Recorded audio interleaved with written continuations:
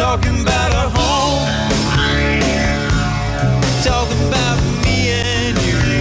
Things we'll do. I said a home. Talking about a home. Not talking about a one-night stand. I wanna be your man. I said a home. From the people who bring you Charleston Home and Design Magazine, the Charleston Home and Design Show, the Custom Home and Remodel Show, and Charleston's online home show, newhomecharleston.com, this is Talking About a Home. Talking About a Home is a home show on the radio, featuring interviews with local experts, home tips, trends, and ideas you need to know to make your home better. I'm Michael Blaze with 5 Star Real Estate, and this is Talking About a Home. Good afternoon. I'm Tim Barkley with Charleston Home and Design Magazine, and I want to wish everyone a Merry Christmas. Today's radio show is coming to you from Energy One America, and we'll be talking to William Cubbage with Energy One America. Also, Phillip Smith with Phillip W. Smith General Contractors, Brian Fletcher with Jilco Kitchen and Bath, Stuart Culler with Carolina Kitchens, and also John Gato with Sherwin-Williams. And then at the very end of the show, you'll be hearing some music from the Buste Academy 4th and 5th grade choir, and of which my daughter Cameron is a part of. And once again, I just want to wish everyone a Merry Christmas and a very, very Happy New Year. I'm Tim Barkley with Charleston Home and Design Magazine, and I want to thank you for listening to Talking About a home show on the radio. Today's radio show is coming to you from Energy One America, and we're very proud to have Energy One America as one of the sponsors of the Charleston Home and Design Show, coming up January 24th through the 26th. At the Citadel's Johnson Haygood Stadium. And now we're talking with William Cubbage with Energy One America. How you doing, William? Doing well. How are you? Good, good. Well, William, first of all, thank you for hosting today's radio show, and thank America for being a sponsor of the Charleston Home and Design Show. Sure, absolutely. We love the magazine. Good, good. Well, William, let's start off by having you tell everybody a little bit about Energy One America. Sure. Really, the main demand that we get right now in the wintertime for Energy One is spray foam insulation, which is our main product. And the main application that we have right now goes in subfloors and crawl spaces. The main reason why we get calls in this part of the year is from cold feet. People feel like they're getting a lot of air intrusion through their floors. They can see a spike in their energy bills due to having to heat their house. And one of the great things you can do with spray foam is you can put it in your subfloor. Most of the time you have bad insulation in there. We can take that out, put some closed cell foam in your subfloor. Really tightens up your subfloor, allows for keeps out the air intrusion that usually is a pest in the wintertime. So really kind of seals up the bottom of your house, which is it's a comfort at this time of the year. And you said insulation, not bad insulation. Yeah, I don't want to make them congruent. Bat insulation is the fiberglass, the Pink Panther that most people have under their homes, which is a decent insulator, but it allows for air intrusion usually. So closed cell foam is an air barrier that keeps out any of that cold air that's trying to get in through the bottom of your home. It seals it, so I know that you don't have that problem in the colder times of the year. You know, we say that we live in a beautiful area, but there's still some damp, wet, cold that can get in, and it's definitely an issue in this time of the year. And spray foam insulation has almost become the standard now, where people, if you're building a new house, most people are choosing spray foam insulation, whether it's closed cell or open cell, and I'll ask you about that in a second. But one of the things that I think people are not aware of is that you can put spray foam insulation in an existing home, right? Absolutely, and that's primarily my division. To answer your first question, how spray foam is becoming the staple instead of a commodity. It's right now people are excited about the product, and it's great to be in a position with a company for a really desired product.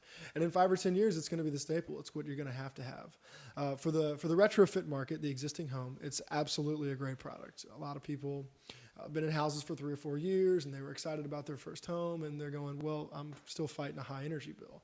There's a lot of applications for spray foam in an existing home. The two main ones are going up in the attic and putting spray foam into your roof assembly, sealing it off, creating a sealed space in your attic for keeping air filtration not coming in, and the second is looking at your crawl space. So it's very easy. We do it every single day with a few different rigs going out to existing homes, and it's a very effective application.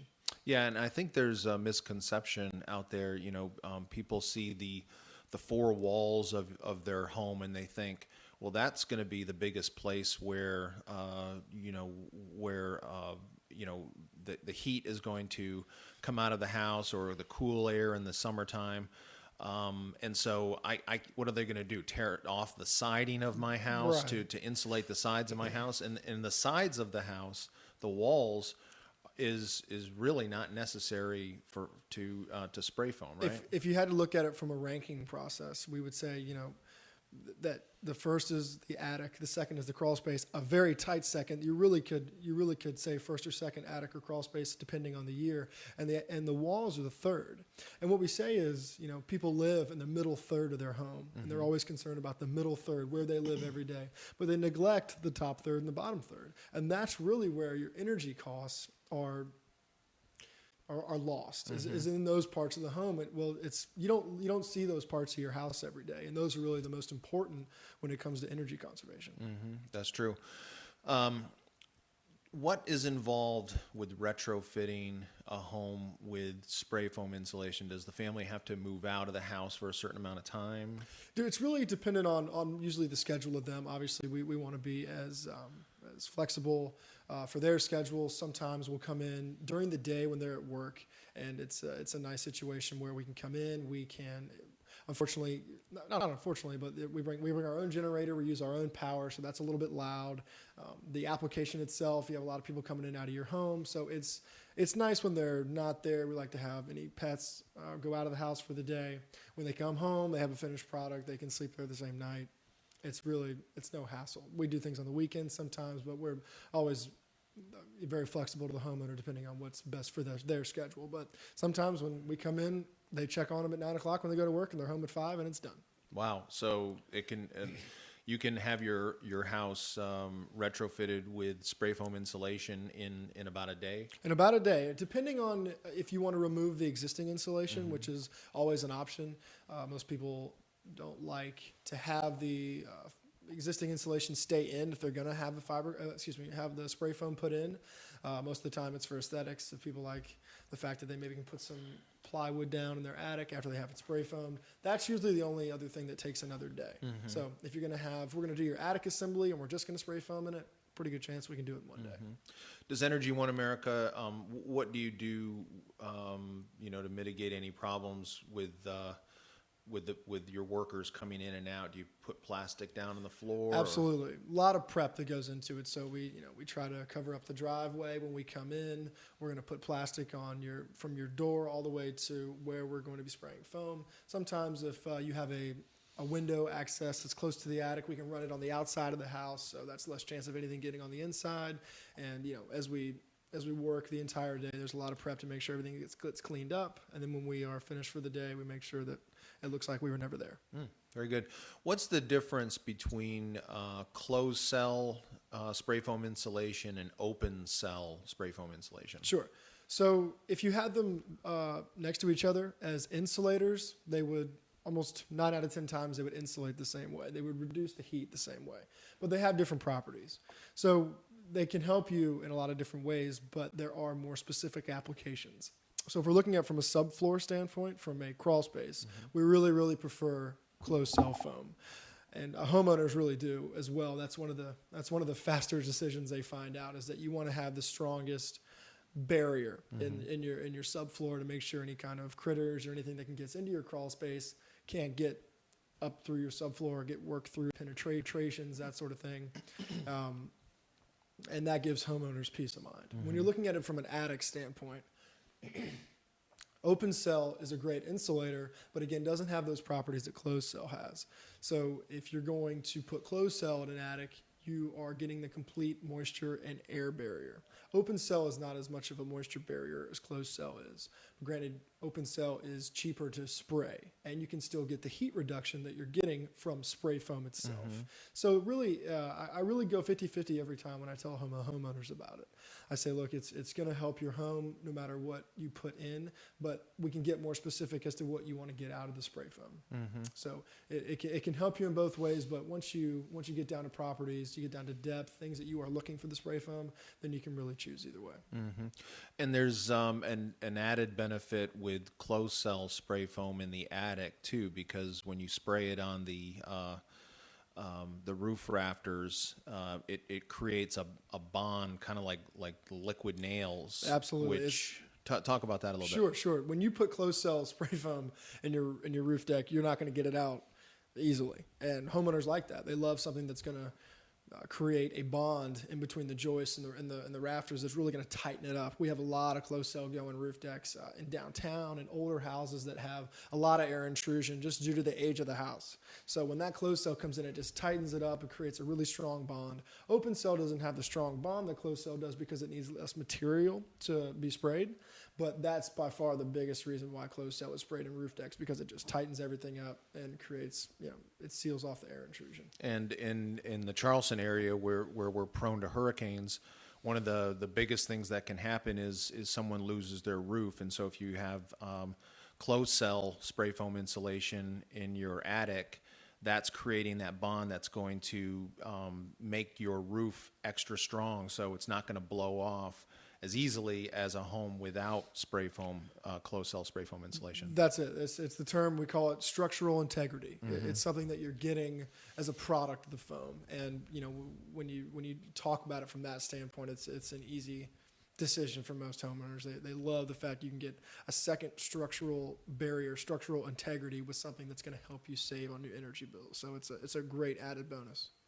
Well, how can folks get in touch with Energy One America? I think Reed McCall's done a fantastic job in our marketing department. We are just about everywhere. I think we have about eight to 10 pieces of equipment that are driving around the Charleston area every day. Our number is on there, and so if you call the office, you can get in touch with any of the salesmen. We have a great website that shows a lot of the videos, and but we just have a great marketing department that's gotten our name out there. So good deal. And I'll just throw in a quick plug for Energy One America. I've got they did our house with closed cell spray foam insulation, and the difference between our house and our neighbor's house that does not have spray foam insulation is on a cold day like we've had recently, they're running their heat and we're not. yeah, and that's the difference. Yep, so it definitely pays for itself. Well, we have been talking with William Cubbage with Energy One America, and thanks again to Energy One America for hosting today's radio show. Thanks, William. If you're just joining us, I'm Tim Barkley with Charleston Home and Design Magazine, and today's radio show is coming to you from Energy One America. And we're very proud to have Energy One America as one of the sponsors of the Charleston Home and Design Show coming up January 24th through the 26th at the Citadel's Johnson Haygood Stadium. And now we're talking with Phillip Smith with Phillip W. Smith General Contractors. How you doing, Phillip? I'm doing good, Tim. Thank you. Good. Phillip, take a moment and tell everybody about Phillip W. Smith General Contractors. We're a small custom home company. We've been in business for close to 25 years in Charleston, mainly working in the East Cooper area, downtown, towards inside Kiowa, but mostly residential work, remodeling, and residential, a little bit of light commercial work. Well, Phillip, I understand congratulations are in order. The Charleston Home Builders Association recently had their Prism Awards ceremony, and I understand that Phillip W. Smith General Contractors, you folks won 4 awards, 4 Prism Awards, and then also a Pinnacle Award. And the Pinnacle Award comes from the state Home Builders Association? That's correct. The state does their own awards throughout the complete South Carolina area, and then the Home Builders Association of Charleston does their own awards too. Gotcha. So, so let's talk about about these 5 awards that you folks picked up. One of them was for the best remodel project in the 300 to 500,000 range, the Anderson residence. Tell everybody about that. That was a house out in Daniel Island, about 10 years old, over Daniel Island Park. They really wanted to come in and do a new kitchen, and they wanted to enclose a screen porch and bring that in and make a TV room out of it. So we worked with a local architect, Tyler Smith, on it, and the outcome was, I'd say, a little more than they expected. Really turned out to be a great project, showed real well, and I guess that's why it won the award. It was, I guess, one of the nicer ones in that category. Terrific. And where was this house?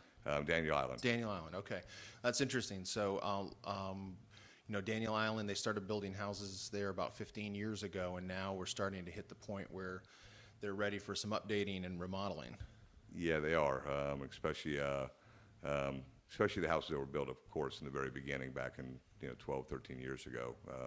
That's usually about what it takes for a home before people start thinking about upgrading the home or changing the finishes and those kind of things, about 10 years. And after that, people start getting ideas with all the new stuff on the market. So it keeps us builders busy, I guess. Yeah, perfect example of a situation where people love the location, love the piece of property. They want to turn the house they like into the home they love. That's exactly right. Especially with the cost of land and building a new home, it's usually a lot less expensive to take and remodel your home, even extensively, than it is to try to buy a new piece of land, sell your house, build a new house. So you're seeing a lot more of that go on over the last 4 or 5 years than we had going on while the building boom was going on up till about '08. So, and it seems to be continuing too. Seems to be a trend because there's not as much prime real estate out there as there was 5, 6, 7 years ago. Sure, that's true. Let's talk about the new construction award that you won in the $1.5 to $2 million range, the Swinnerton residence. That was a very unique project. The architect was from Connecticut, along with the homeowner. He had drawn them a house up there, very, very unique to the Low Country. It was very contemporary, lots of glass, lots of exposed raw materials like steel columns were exposed on the porches with steel beams. I'm sorry, I don't have a picture to show you, but the house is very different than what you'd see in the Low Country. What part of town? It's actually up in Young's Island, Okay. A little bit past Kiowa. It's on a little island by itself. There was a land trust, so it sits right on 90 acres with a nice little dock out there. It's a really unique little place to retire if it was. Sure, sounds like a piece pretty. of heaven. Interesting. So, what was that like working with an architect that's long distance, that's out of town? It wasn't very hard at all, with email, which he wasn't really big on, but it wasn't very difficult whatsoever. With the way we can deal with communications these days with cellular phones, email, everything else that we're dealing with, it makes it very easy to work with people from out of town. We don't seem to let that get in our way. I don't think anybody in the industry is really having a hard time with out-of-town customers or architects. That's good. That's good that it's not a big problem. What about the Smith residence? That's you won an award, a Prism Award, in the $3 to $4 million category. That was a very, very low country style home overlooking the harbor, Charleston Harbor, down on the tip of Sullivan's Island. Great setting, 100-year-old oak tree out in front that we were able to work around and preserve it. A lot of restrictions on the lot coverage and height restrictions, flood restrictions, but beautiful home. Worked closely with the architect, Steve Herlong, and the homeowner was very involved in the project too, with a lot of interior design. So it was a very fun project and a little bit unique with the flavors we put inside the house. I really enjoyed the project a lot. I think Good. the whole team did. That's awesome. Was that a situation where there was a house already on the property that had to be taken down? Or There moved? was a house that was built quite a while back. It wasn't worth trying to remodel on that lot whatsoever. It had been built back in I guess before Hugo. And that, I bet that's something that a homeowner, and maybe talking with you at Phillip W. Smith General Contractors and the architect, have to make that decision. Should we remodel? Is it worth it, or should we just start from scratch? That's very, very important place to start when you're looking at remodeling, whether the bones of the house, the layout of the house, the roof line, whether it warrants remodeling. Are you going to get enough value out of remodeling, or should you really look at starting from scratch? And it really takes professionals, architects, builders' opinions, understanding what the goal in mind is, the end result. So it's very important to start there and analyze that before you get moving too far along, because you'll see a lot of people spend a lot of time and resources and realize that they're going in the wrong direction. So I emphasize, getting with your local professionals, whoever you like to work with, and feel free to call us anytime you like, or any local architect, and starting that process there. I think you'll get the best result. Gotcha. What about the white residence? This was in the $4 to $5 million category that Phillip W. Smith General Contractors won the Prism Award for. That was a second home that we built for the same couple. For the whites, we had built one about 11 years ago. That's on Isle of Palms. Very nice house. Another one that Steve Herlong designed, I might add. But beautiful home. Very detailed towards their finishes, what they like, and just overall, just a real comfortable home.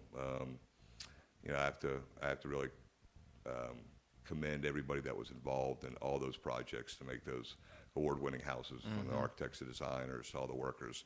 I'm sitting here, telling you about the houses, but really it took everybody involved to make this happen. So without them, we wouldn't be winning any awards. And I just want to say thank you to all the people involved. Sure. But it's a very unique house. Had some lead-coated copper roof elements on the home. Had some nice outdoor living spaces, some barbecue areas outside that were a little bit different than usual.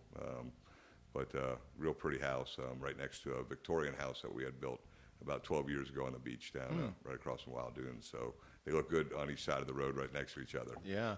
Well, and I think that that says something. There is a message that our listeners should pick up on, that this was the project you just talked about. That was a previous customer of Phillip W. Smith General Contractors? Yes, they were. So, they must have been very pleased the first time around to hire you the second time. They were. They didn't talk to any other builders, which was very pleasing to us, and asked us to work closely with the architect and with them and the designer to get the house built. We actually didn't even have a contract signed until we got about 3 months into the project. There was so many different design elements going on. It just took that long to pull it all together, but they wanted to get the house moving, and we felt very comfortable doing it that way. And that's something I would recommend to everybody out there doing, but in case we felt comfortable doing it with customers that we have known for so long. Yeah, they obviously have had a lot of trust for Phillip W. Smith General Contractors. And then finally, the award that you won through the State Home Builders Association, the Pinnacle Award for the best new home in the $2 million to $4.9 million. That was the Smith residence. Yeah, that was the again? same house that we had won in a different category. Gotcha. We had won the state one right before we won the local Charleston one, but it was just a price range. It was a wider price range for the state. But I was very happy to see that house reach out and beat out everybody up to $5 million. Yeah, no kidding. Which it was at the lowest part of that category. So I was very surprised, but not really surprised, but very happy. That's great. Yeah, and you're competing against builders from around the state of South Carolina. So that, again, says an awful lot about Phillip W. Smith General Contractors. Well, are photos of these homes on the Phillip W. Smith General Contractor website? I believe most of them are. If not, the ones that aren't will be up there soon. We've been doing some photography. So I would believe if you went on the website, you'd see all those different homes. Maybe the newer ones on the website. And what's that website address? www.phillipsmithgeneralcontractor.com. Okay, and if people wanted to reach you by phone? Office number is 843-881-9828. Gotcha. All right. Well, we have been talking with Phillip Smith with Phillip W. Smith General Contractor, and congratulations to you on all these awards. That speaks volumes about the quality construction that Phillip W. Smith General Contractors is capable of. So, thank you so much, Phillip. Thank you, Tim. I appreciate you having me here. If you're just joining us, I'm Tim Barkley with Charleston Home and Design Magazine, and today's radio show is coming to you from Energy One America. And we're very proud to have Energy One America as one of the sponsors of the Charleston Home and Design Show coming up January 24th through the 26th at the Citadel's Johnson Haygood Stadium. And now we're talking with Brian Fletcher with Jilco Kitchen and Bath. How you doing, Brian? Very good. Good. Brian, take a moment and tell everybody about Jilco Kitchen and Bath. Jilco Kitchen and Bath has been in business since 1991, and we're a full-service kitchen and bath design, installation company, and that means that we do the complete design for the kitchens and bath spaces, and then we also do the installation of the cabinetry and countertops. Gotcha. So let's talk about the design first, because a lot of times homeowners, they've got a dated kitchen, they know they want to replace it, but they're not sure exactly what their options are. Do homeowners have to come to Jilco with the specific layout and ideas, or is that something Jilco can kind of help the homeowner if they know they just want a new kitchen? They just know they want a new kitchen, and they either know some functional aspects they want to enhance or some aesthetic ones. But yes, they come in, and we try to set up a visit to the home, and we have 3 interior design degreed individuals that work for us, and we plan the space for your ergonomic needs and as well as aesthetic. And then we also hope to be able to sell you the installation and the actual products involved. Gotcha. So have you ever had a situation where, on the flip side of that, where a homeowner comes to you with all the ideas? They say, okay, I want this, this, and this, and this is how I want it laid out, and then you have said to them, well, have you thought about maybe doing it this way instead? Absolutely. You've got your very decisive people in this world, but most of the time when it comes to their homes, even though they're spending much more time than we are, they really are looking for suggestions, and that's where we come in with our interior design ideas, to help make their space better. Mm-hmm. Gotcha.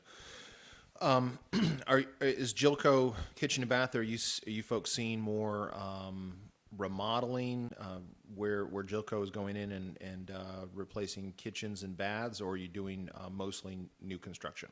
We've always been about 1/3 remodeling and about 2/3 new construction.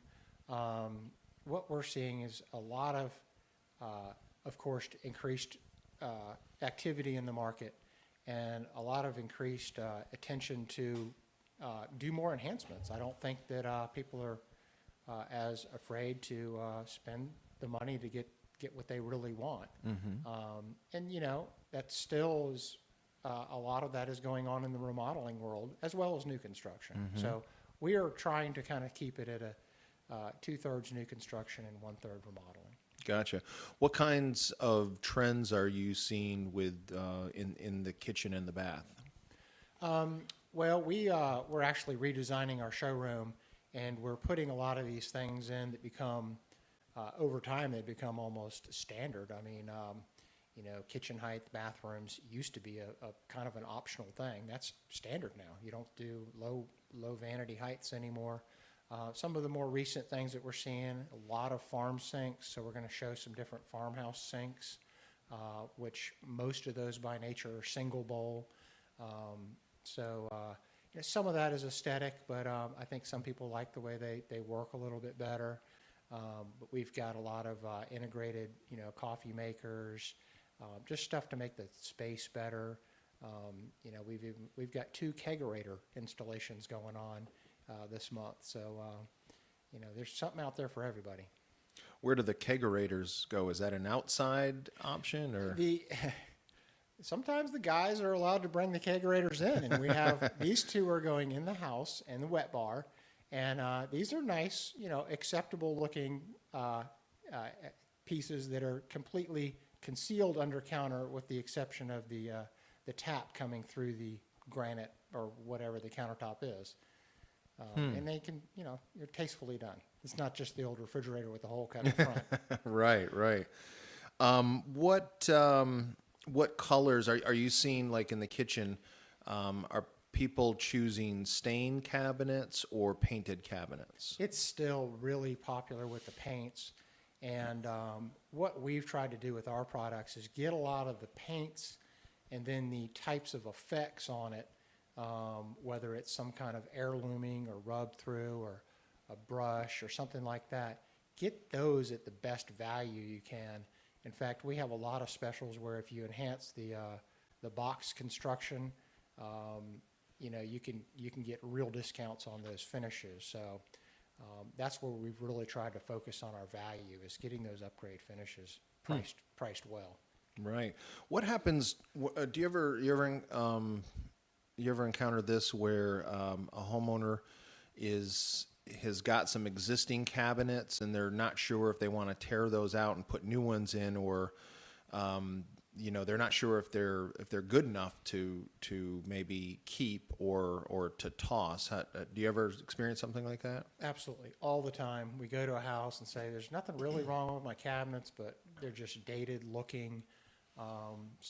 Maybe the structural integrity is fine." And if you want, depending on the finish, and if you want any modification, sometimes a reface and new countertops is appropriate. If you want to do something and change the finish or change the design we really need to start getting into new cabinets. We have an extreme variety of price points and styles, so we can fit it any way we want. But that's very common. Just come to my house and talk to me about my space. Sometimes they don't ever end up doing anything, but at Jilco, we want to come look at it, and whether you want to do it now or 5 years from now. Does Jilco charge for a house visit like that? We don't charge anything for on-site consultations. We don't charge anything for our preliminary designs. If you were wanting to enhance your space and do some remodeling, or get a new kitchen design, we think we're the company for it. And if it doesn't work out, we're not gonna charge you for it. And a lot of people do pay someone to do a design for their kitchen layout, right? Right. There certainly are companies that maybe even just specialize in doing a design and not on the implementation part of the business. We do both. So part of our total package, which I feel has a lot of value, includes the design. But if for some reason we don't have something that you want to do, then there is no separated design fee. What if the if they're the homeowner's redoing their kitchen, and they say, I want to take out a wall here, I want to make the kitchen bigger. It requires some additional construction. How does Jilco handle something like that?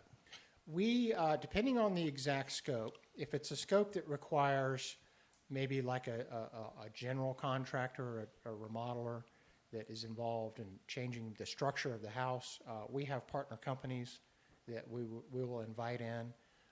We still may be the primary contractor on the job as far as the dollar figure is concerned, but sometimes we need to invite other people. Plumbers, electricians, we work off a referral. We don't mark up the services that those companies provide. They help us all get it done as a team. Gotcha. Now, we've been focusing mostly on kitchen and bathroom cabinetry, but what about other places in the home? Where has Jilco helped homeowners install cabinetry in other spots throughout the house? Well, there's a lot of opportunity in other spots. Built-ins and entertainment areas are always common. Built-in cabinetry like that might surround your fireplace on either side? Fireside solutions, if you will. Home offices is popular. And then there's some stuff like closets and stuff, which we don't do as much, but there's certainly opportunity there. So, just about any area that we can offer, cabinet storage, we can look at doing. And it seems like everybody has stuff to store, right? More and more stuff. I mean, and one of the popular trends is stack them up to the ceiling. You got 10-foot ceilings, you do cabinets that go up 10 feet now. Right, right. Well, tell everybody how they can get in touch with Jilco Kitchen and Bath. You can give us a call at 849-6465 or visit the website at www.jilcokitchenandbath.com. And our showroom is located at 2300 Clements Ferry Road, which is 2 miles from 526. And Jilco is remodeling your showroom. Is your showroom still open during the remodel? It absolutely is. We're doing one side of it now, and then we're kind of moving across. So, yep, it is a work in progress, but there's still plenty to see there. And when will it be completed? When will people be able to see the It'll finish? be completed in January. All right, terrific. Well, we have been talking with Brian Fletcher with Jilco Kitchen and Bath. Thanks, Brian. Thank you. If you're just joining us, I'm Tim Barkley with Charleston Home and Design Magazine, and today's radio show is coming to you from Energy One America, located at 454 Jessen Lane, near Daniel Island, just off of Clements Ferry Road. And we're very proud to have Energy One America as one of the sponsors of the Charleston Home and Design Show. And now we're talking with Stuart Culler with Carolina Kitchens. How you doing, Stuart? I'm doing great. How are you doing? Good, good. Stuart, tell everybody about Carolina Kitchens. Well, we specialize in the design and installation of cabinetry for any room of the home. So even though it says Carolina Kitchens, we do bathrooms, laundry rooms, home offices, built-ins, closets, pretty much anywhere there's a storage need. Yeah, and I'll bet when Carolina Kitchens first started out, that's where most people would think of with cabinetry, right? Correct. Yeah, most people come in asking for a kitchen, and they'll go, oh, I need a vanity too. Do you do that also? So we need to get the word out that we do more than just kitchens. Gotcha. How long has Carolina Kitchens been in business? Over 25 years. Wow, fantastic. Congratulations. Thank you. You can't stay in business that long and not have a lot of happy customers. That's true, yeah. And customer service is really key for us. We really want whether it's the builder or the client, and also the end user, whoever that person may be, to be very happy with their product and know that if there's any problem in the future, they can always come back to us. We're not a fly-by-night company. We're not going to not be around if something happens in 5 years and you need to add on or replace something. We're going to be around, and we're happy to help you. Good deal. Well, a lot has changed in 25 years. As we mentioned, Carolina Kitchens, when you folks first started out, you were doing kitchens, and maybe the occasional vanity, like you mentioned, and now Carolina Kitchens is helping homeowners with storage solutions throughout the house, right? Correct. Talk about that a little bit. Like where. Give me some examples of recent projects other than the kitchen and the bath, and we'll get back to those in a second, but other than the kitchen and the bath, where Carolina Kitchens has helped homeowners. Well, we've seen a recent surge in people wanting customized closets in the master and pantries. That's been a really big one lately. Really wanting to customize pantries. Maybe people have a smaller kitchen but a bigger walk-in pantry, and so they want some great organizational tools there for their serving platters and special baking goods and all those small countertop appliances that they don't want to see in the kitchen. Another big thing has been home offices. More and more people are working from home, whether it's to supplement a daily job that they go to, or they're working for an internet-based company or a company that's based in another state, or they have a second home, and they need a home office in which to have a dedicated workspace so they can go in there, close the door, and concentrate on work and not be distracted by everything else going on in the house. Mm-hmm. Gotcha. So home offices, where any other parts of the house where Carolina Kitchens has helped? Built-ins is another big one. Built-ins being built-in cabinetry. Yeah, like on either side of the fireplace, decorative bookcases, or I had mentioned the offices, but sometimes it's more of a study type look. So maybe have wainscot panel walls, or some homes have special, decorative wainscoting or doors where it's a touch latch because maybe there's a safe hidden. That's also become a very popular thing, whether it be someone who likes to hunt and has a firearms safe that they don't want easily available to children, so they want it hidden away. Or, in the Charleston area, we have a lot of people who have multiple homes in the country, and they might have other valuables, passports, documents, jewelry, things like that, and they don't want it where if there were a break-in, it's obvious that, hey, there's jewelry in here, or there's something you might want to take, and they want that hidden with a secret panel. And so we do a lot of that. What about the colors in some of these different areas of the home besides the kitchen and bath? If it's like a remodel situation, are people choosing stained or painted finishes? We see both. I mean, in Charleston, painted's still very popular. Versions of white and gray are still really hot right now. But in the offices, if it's more of a library type setting, of course, you see more of a stained wood, anything from a warm amber tone cherry to a dark espresso. Something that is, enveloping and inviting that makes you feel cozy in the room, especially if that happens to have a fireplace or an oriental carpet or something like that. They go with the darker tones in there.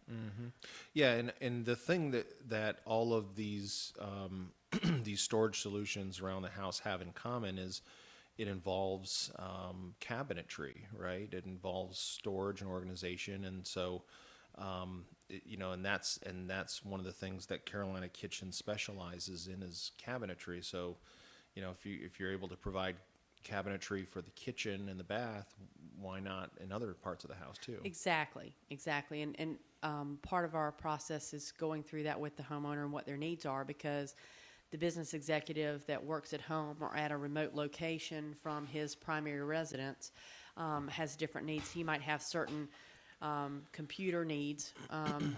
We've got one in the upcoming issue that's in there underneath the builder also that we both submitted, and this particular gentleman is a trader, and so he needs multiple computer screens. So obviously a desk we set up for him and designed for him is going to be different than someone who maybe needs a lot of file storage space or drafting space or other type of creative space. And then for the home working mom, she might need things for wrapping children's presents, or so gift wrap stations are really big, or arts and crafts stations for the kids. Things like that have become really big. And so once you ask a customer and you get them thinking about what it is that they do and how they operate, then you can really help them organize their storage. Good deal. Well, let's get back to the kitchen. I understand that Carolina Kitchens, you folks have got a couple new lines of cabinetry. We do. We've got one called Designer's Choice and one called Brimtown. I think Brimtown had just come on with us the last time we spoke on this radio program. But the one we just brought on, Designer's Choice, it fits a certain niche that we were really lacking, which is the lower end of the medium price point. We had a lower end line. We have several higher end lines, and a lot that were falling in the higher end of that medium price point. We really felt like we were missing that mark. And so we have now filled that niche, which I'm really happy to say. So pretty much anyone with any budget can walk into our showroom from the lowest to the highest, and we have something with a lifetime warranty that's going to fit their need. Is it, with the lower price cabinetry that you're, the lower price line that you're just bringing on, is there a big difference? I mean, will people look at it and say, oh, I can tell that this is not expensive cabinetry? Surprisingly, no. Another brand, Ultracraft, that we've carried for more than 10 years now, and it's a great cabinet. Actually, when you look at the exteriors of these two and even the drawer glides and things like that, you will not see a difference. And Ultracraft falls in the higher end of the medium line, and Designer's Choice falls at the lower end. The main difference of why the price is different is there's not as many selections in that, if Ultracraft has 30 doors, then maybe Designer's Choice has 20 doors. So it's not that you don't have lots of selection, because obviously 20 door styles is still a huge amount of selection, but because they don't offer that extra 10, or maybe they have their color choice, they have 3 whites instead of 4 whites or something like that.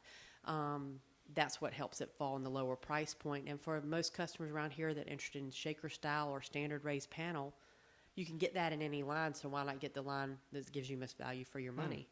What about, do you have to sacrifice with and the only thing that comes to mind is dovetail joints in the drawers? Would you get dovetail joints or? Yes, you do. Wow.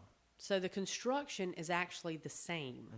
It's just the plant being able to produce it at a faster rate because they don't have as many offerings of maybe color selection or door style. But like I say, 20 is still a lot. Sure, yeah. You know.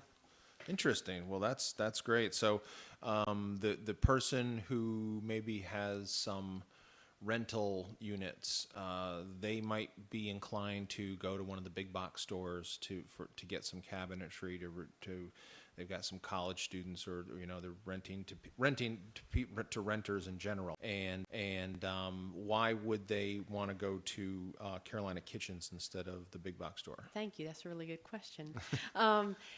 They would want to come to us because the staff that is there, we are there every day from 9 to 5, Monday through Friday. We're not on shifts, so if you come in on Monday and then you come back the following Monday, you're not going to come in and say, oh, Stuart's not there, Christy's not there. We're there every day. So once you start with a designer, that designer will be with you all the way through to the end.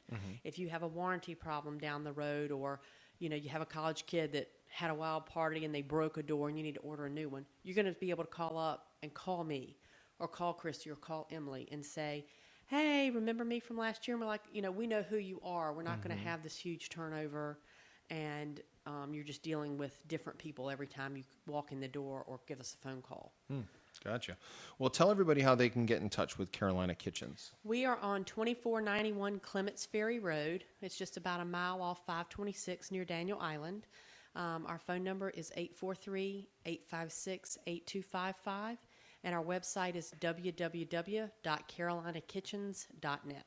All right, terrific. Well, we have been talking with Stuart Culler with Carolina Kitchens. Thanks so much. Thank you. Magazine, and today's radio show is coming to you from Energy One America.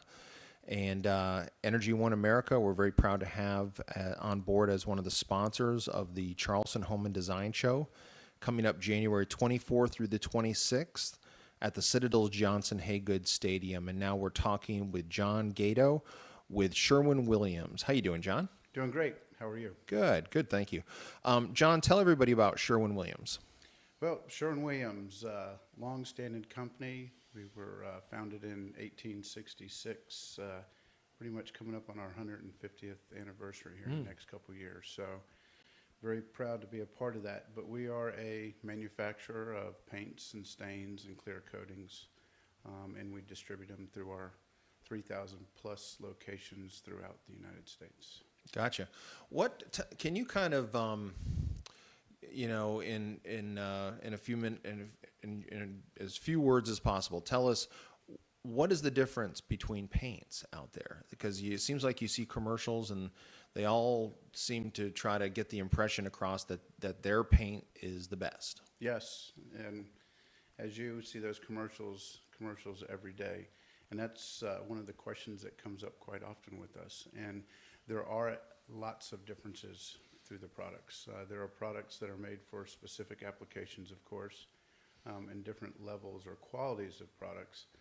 The piece that's hard for the average consumer is once paint goes up on the wall, it's dry. And we really have a hard time telling the difference between what's good and what's not, except for based on the longevity and so forth. But the difference in the products comes within the resins and the quality of the chemicals that we use within them. And it's like anything else.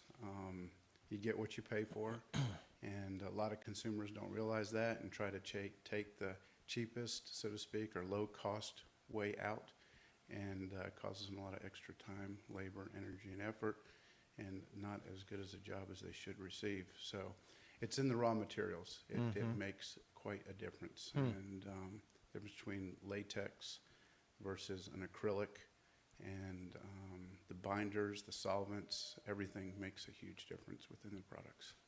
Yeah, and in the scheme of things, when you're having your house painted, whether it's one room or the exterior house or several rooms on the interior of your house, when you look at the cost of labor and time that's involved, that's usually more costly than the actual paint itself. The paint is a small percentage of the overall cost of the paint project. So I've always heard, don't skimp on paint. Always buy the best paint that you can get. Yeah, that's true. You should always buy the best paint you can get. And when you look at a project, to your point, professional side, paint should only be about 15, at the most maybe 20% of your total cost of the project. And for a homeowner, the time you save, and when you look at a $50 gallon of paint, you might say, wow, that's $50. But to change the whole look of a room and give yourself something to conform, it's actually the cheapest way to change the look of your home through paint. But, Why do so many paint contractors insist on using Sherwin-Williams? And I'm not throwing that out there as a plug for Sherwin-Williams. Correct. But why do paint contractors like Sherwin-Williams paints? Paint contractors, to be fair, of course, they like many of the manufacturers. We do lead the market throughout the nation. It's got to come down to our people, our service. We have well over 3,000 locations within the United States. And not only do we have products that can be used on the interior and exterior homes, we also have a huge industrial line and products that can fit certain applications. And so we spend our time training our guys and girls for the best possible applications. And then when you look at it from an R&D perspective, research and development, we spend a lot of time coming out with new and innovative products to not only improve and help the environment, but also the longevity of what you're coating. So, See, if I didn't think you were going to say that. I thought you would say something regarding paint contractors don't like callbacks. oh, well, the Do callbacks. paint contractors get fewer callbacks No, with Sherwin-Williams paints? I could not say that. It's, they've known and entrusted us again for almost 150 years. And callbacks, unfortunately, could be created for a number of reasons. Sometimes we make an error, and more than happy to step up and fix and take care of. Sometimes it might be due to their application methods. So I wish I could honestly say that they get fewer callbacks by using our products, but they could get fewer callbacks by utilizing our store managers and our reps to help them provide the best possible system and application. Does Sherwin-Williams, do you folks still have the Charleston historic line of paints? Yes, we do. We have the only color chart that is supported by the Charleston Historic District, or Society, excuse me. And it's very, very popular. And the majority of the national home builders use those colors as their standards. And it's very, very popular. And if anybody needs colors, not sure what to choose, I always suggest the Charleston Historical Color Chart. Definitely will point you in the right direction. So that's not just like a local thing that people locally can take advantage of. You might have somebody on the West Coast that loves, reading about visiting Charleston, and they want a little bit of Charleston in San Francisco or something. Yep, great point. I could probably say it happens every week. One of our stores in the Low Country area gets a call. It could be from Los Angeles. It could be from Seattle. I've been in a number of markets throughout the Southeast, and believe it or not, Charleston green comes up everywhere, except for they rename it. In Nashville, they call it Belmead green. And I tried to explain to people in Belmead that it's Charleston's color. So. What is Charleston green for people who might not know? Charleston green is, if you look at it quickly, you'll think it's black. It looks black, but it has just a hint of green to it. So if you go down to the Battery and you see all the shutters and the rails and the porches and such painted in a black, somewhat of a black tone, that would be called Charleston green. Very popular color. Talk about how Sherwin-Williams got to the point where so many, I've interviewed lots of kitchen cabinet companies, interior designers, and they'll say, oh yeah, we can color match, any Sherwin-Williams paint color for the paint on the cabinetry, for example. Right. How did Sherwin-Williams become the industry standard from that standpoint? I guess from the standpoint, again, from being as large as we are and in the number of markets we are and being diligent in supplying, again, that industry from lacquers and products for the kitchen and bath industry, we have been the leader in standards. So there are a lot of companies that definitely have to match our colors, and they become the standard. And as we have to match theirs from time to time. But it comes from our innovation, it comes from our products, and it comes from our people in service. So again, I said earlier, very proud to be a part of this group. Actually 25 years. So that you've been with Sherwin-Williams? I've been with Sherwin-Williams. Oh, right. So it's been an outstanding Congratulations. Career. And it's kind of like when tissue paper became, you refer to it as Kleenex. Give me a Kleenex. That's the generic term. Whether it's actually the Kleenex brand or not.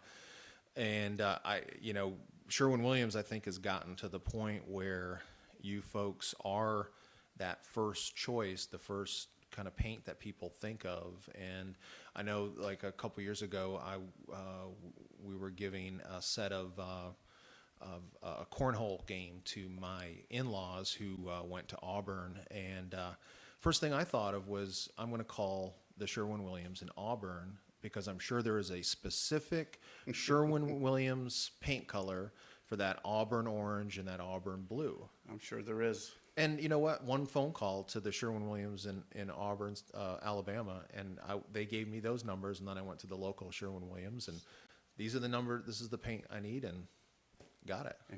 Yes. We are a lot of people. There's a thought out there that we are franchised, and we're not. We're corporately held, and so we strive to make sure that we work within our group, again, from store to store, state to state, and so it provides those types of services and the products that you can buy from us in Charleston, South Carolina. If you relocate, move to Dallas, Texas, or wherever life might take you, you can expect the same quality products and service and be able to get your colors that you need. So very much so. Again, another reason that we encourage everyone to shop with us. Well, good deal. Well, how can folks get in touch with Sherwin-Williams? Very simple. We can direct everybody to our website at sherwin-williams.com. You can give us a phone call at 1-800-SHERWIN, or you can go to the yellow pages or white pages on the internet and find us very easily. And I would just add, if the consumer wants to go to our website, we have many services, color tools that they can use to help them choose colors. And in addition, there are also discounts provided on our website that they can take to any of our locations and use. And don't skimp on the paint. Don't buy the cheap paint. No, it does not. I've tried competitors' products and even our own products on the lower quality end products, and definitely not worth the time, or I should say worth the money. Our time is more important. Right. So, Well, we have been talking with John Gato with Sherwin-Williams. Thanks so much, John. Thank you very much. The red-nosed reindeer had a very shiny nose like a light bulb. And if you ever saw it, you would even say it glows like a flashlight. All of the other reindeer used to laugh and call him names like Pinocchio. They never let poor Rudolph join in any reindeer games like Monopoly. Then one foggy Christmas Eve, Santa came to say, ho, ho, ho, Rudolph, with your nose so bright, won't you guide my sleigh tonight? Then how the reindeers loved him, as they shouted out with glee, yippee! Rudolph the red-nosed reindeer, he'll go down in history like George Washington. Talking about a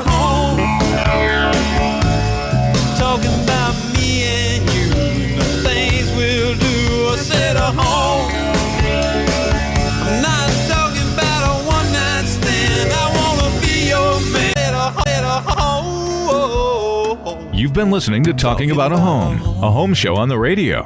Talking About a Home is brought to you by the publishers of Charleston Home and Design magazine and the organizers of the Charleston Home and Design Show and the Custom Home and Remodel Show. To make contact with any of the companies featured today, visit newhomecharleston.com, Charleston's online home show, and home to over 200 local home-related companies motivated to work with you.